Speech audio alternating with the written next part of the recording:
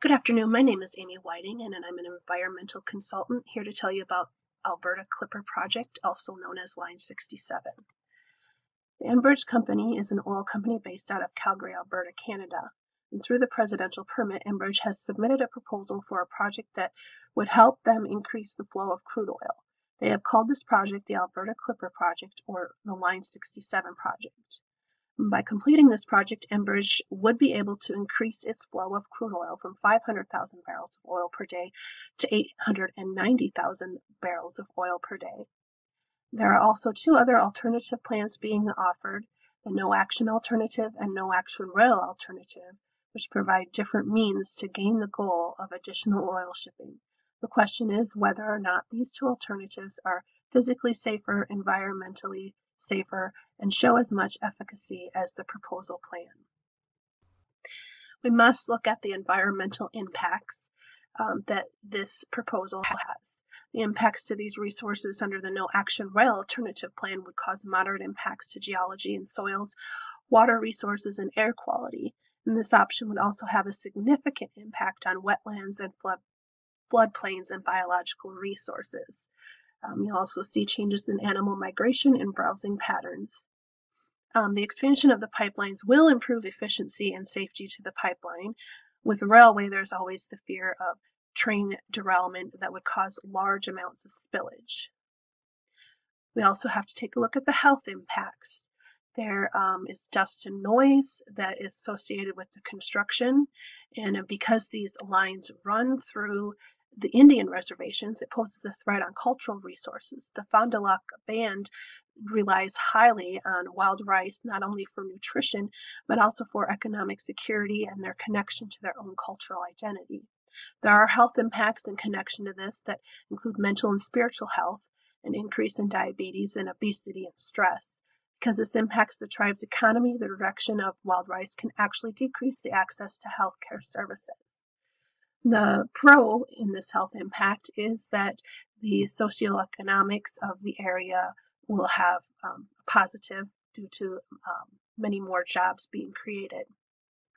Proposed actions and recommendations would be community education through material that would contain information of what to be aware of and what to expect during the construction phase. Along with material, local community meetings should be held so that questions and answers can be discussed, which can hopefully reduce anxiety and concern. Training for rescue and emergency responders should be done frequently, and material for the community on what they should do during an emergency spill situation. Enbridge will also need to take a responsibility in the actions that will be taken to protect the soil, water resources, wetlands, floodplains, biological resources, air quality, and emissions of greenhouse gases.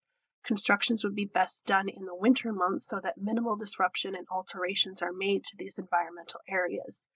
Any vegetation that needs to be cut to clear an area should only be cut close to the ground rather than being ripped out so that the root system is destroyed. A minimum area of vegetation should be left untouched as well near the work area. Enbridge will need to make sure that all necessary permits are received and landowners are notified during all activities. This contact and authorization must come from the tribal agencies if the land is within the boundaries of a reservation. Once construction is done, any damage to vegetation and land should be best restored at the pre-construction time.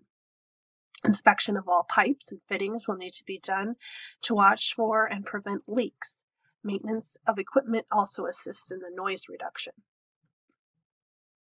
As far as monitoring, the Fond du Lac Band of Lake Superior, Chippewa have incorporated an air quality monitoring system on their reservation.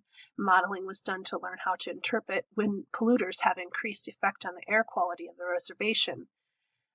Drones could fly over the area near the pipeline to identify any irregularities or degradation of the wetlands, vegetation, geology, or hydration of the region, and it can spot and identify any leaks from the pipes that are above ground.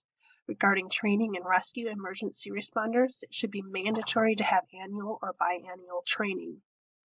Enbridge should document the maintenance of each piece of their equipment, showing the date and time of the maintenance. Regular schedules should be created. The same practice can be performed on the pipes and fittings too. Other documentation that Enbridge will need to maintain will be the permits that they require and acquire from mandatory agencies, any type of documentation regarding agreements made with landowners. Prior to the construction, any movement made within the area should be surveyed, and the survey should be documented so that after construction, restoration is done correctly and to pre-construction specifications. This concludes this presentation. I hope that the information as well as the proposed actions and recommendations are found useful to you. Thank you.